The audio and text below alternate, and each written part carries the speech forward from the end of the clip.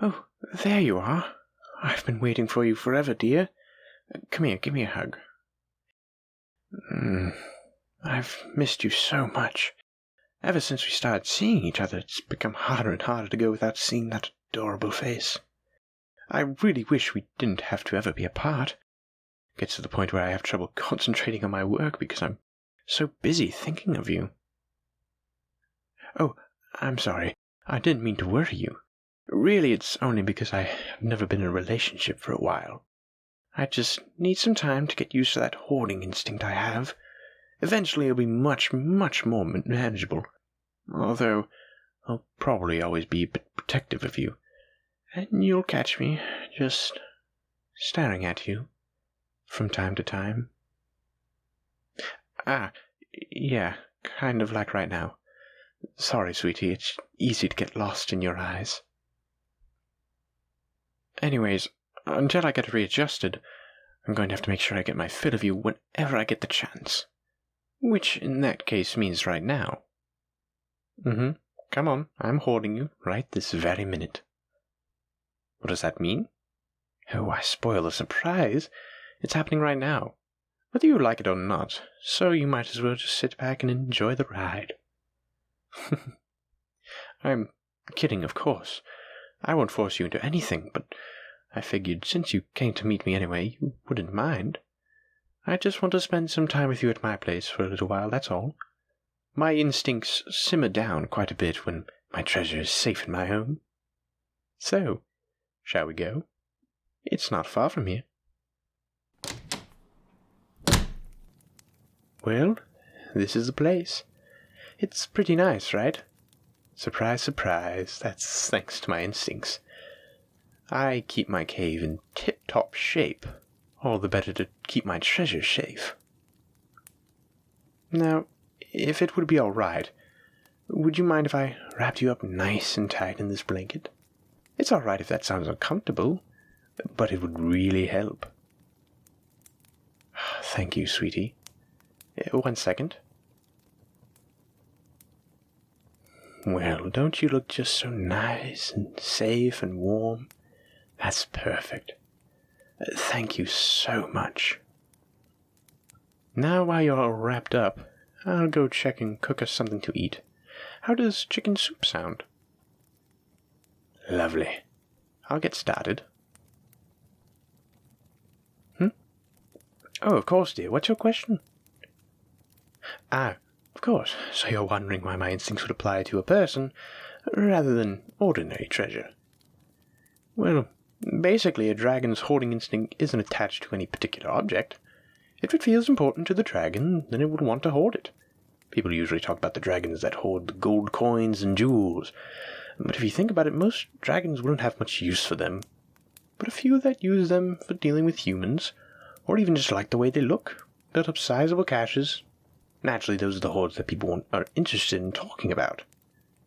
But there are all sorts of hoards a dragon could have. Food, magical artifacts, and such, even land. In a few cases. Just so long as it's important, and there's nothing more important to me than you, dear. That's something actually unique to dragon-blooded humans. Dragons are really solitary. They usually don't get very attached to others, even their mates. The mother raises her hatchlings herself, and wouldn't have it any other way. But humans live their whole lives surrounded by others. They crave for contact with others, and that's what makes it possible for a dragon-blooded to become so devoted to a person. The really interesting thing is, it doesn't have to be restricted to romantic interests. My mother is, well, she was about as cloying as a parent could possibly be. I mean, she loves me very, very much, but I could never get a moment's peace. She was always checking in on me every hour of every day, making sure I have everything I could possibly want. It was great when I was a toddler, but you get to a point where you just want to be able to do things on your own. I'm lucky I have a brother who she needed to divide the attention with, or I think I would have actually ran away. My dad really helped her pull back. He's half human, half elf, no dragon blood, so he did his best to remind her to give her space. She did finally find a good balance, and she was able to pass on what she learned without self-control to me. Come to think of it, I don't really know anything about your family. Do you have siblings? How's your relationship with your parents? Ah, that's sweet. Are you close with your extended family too? Have a favorite cousin? Oh. Are you all right, hon? That's not a touchy subject, is it? Well, it's just you flinched a bit when I mentioned cousins. Do you want to talk about it? Oh, so it has something to do with me, huh? Well, you better get it off your chest. I'm not terribly fragile, so you don't have to worry about me. Ah, so he read The Sundering of Motiki. Well, that makes sense. That's usually the source of complaints against relationships with half-humans, isn't it? Have you read it before? Wow, I'm surprised. You're so well read. I would have assumed that you had, but maybe it's better that you hadn't. It tends to confuse people. Well, it's a collection of interviews from the inhabitants of a remote village called Motiki. It was founded after a group of humans and a group of orcs tried to settle the Motiki Valley at the same time. They were hostile to each other at first, but when winter came they had to cooperate to survive, and so they became friendly and merged into one group. There ended up being a lot of orc-human families. Things have been going pretty well for a long time, but one day another group of orcs came along. When that group left, so did every orc in the village, and nearly all the half-orcs, aside from a few really young ones. The man who interviewed the remaining adult inhabitants, all full humans, got the impression that the evidence was that non-human and half-humans would always maintain allegiance to their other half. The humans were understandably pretty heartbroken, and by reading what they had to say, it really made it seem like extra-species relationships are bound for misery and failure.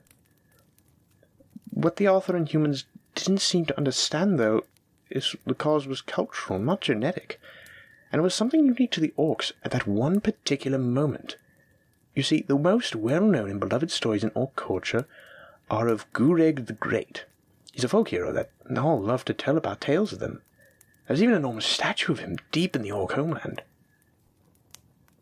Well, it turns out that that statue was in danger. A Gnoll tribe had managed to sneak deep into orc territory and was setting up a siege on the city containing it. The orcs who came to visit were looking for help, and all the orcs who had been raised on the stories of Gureg the Great leapt at the chance, as did the half-orcs who had heard stories from their parents. It was an opportunity to both defend an important cultural icon and see it with their own eyes. There were actually a lot of humans that went as well. The ones who were left were the only ones who hadn't heard much of the stories and couldn't understand why they were so important. So as you can imagine, their opinions were a bit different on the subject. Here's the worst part. After the book was already published and in circulation, the villagers who had left returned, so many orcs had come over to defend the city that the Gnolls surrendered immediately, so there weren't even any casualties. The author returned and got their side of the story and realized what a mistake he had made. He wrote a new book correcting the first, but it never gained as much popularity, so a lot of people never realized the truth. Oh, for sure, you should definitely tell your cousin about this. But I don't want you to get your hopes up. That book may have been where this idea that humans and half-humans aren't compatible started, but it's probably not the only source now. The problem is, since he read it, he's probably heard the other stories that support the idea. Some might be equally incorrect, but a few raise legitimate concerns. I know that there are a few dragon-blooded who are terrible at reining in their hoarding instinct and who would make terrible companions. Thanks to the ideas he got from the book, he would have latched onto any stories like that, and taken them as evidence. He might have otherwise not given them much thought, but now they're in his head, and knowing that that book was wrong won't necessarily change his mind. I don't want you to make him think he's a lost cause, but chances are his biases were built up slowly, so they need to be taken apart slowly. I'm speaking from experience here. The person I fell for had, unfortunately, read that book as well. It went about as well as you expected. I kept trying hard to make him understand, because I wanted to be with him. But All the arguing and pestering just made him less and less trusting of me and other half-humans. I actually managed to bribe him to let me take him out for dinner, but it was just so awkward. He'd made up his mind, so it was a hard time opening up. He drifted apart after that, but I ran into him years later. I was pretty surprised when he actually apologized for how he treated me. He had gone off to become a soldier, and over time he'd run into lots of other soldiers who were in extra-species relationships. Each one made him more and more skeptical of all those things he heard before. He eventually dropped his biases altogether, thanks to that slow and steady exposure. So, basically, don't expect him to accept us right away. Actually, I wouldn't assume that you ever will. Some people are just too stubborn to change their mind. But in the end, that doesn't really matter. He doesn't have to believe that we have a future, as long as you and I do. Well, that conversation went in a direction I wasn't expecting. I guess you got to see a history geek side, but I have to admit, I had an ulterior motive for bringing up my family. You see, my mother is on her way right now. Sorry, sweetie, but I'm afraid you're going to have to insist. She's come a long way from how she used to be, but knowing I've been spending so much time with someone she's never met has been driving her crazy. It's either this, or she'll eventually resort to stalking you. Yeah, I figured you prefer it this way. Don't worry, she's actually really nice. She's going to love you, I'm sure of it. And once she's satisfied she'll treat me right, we can have the place to ourselves again. I have some fun ideas for what we can do when she's gone.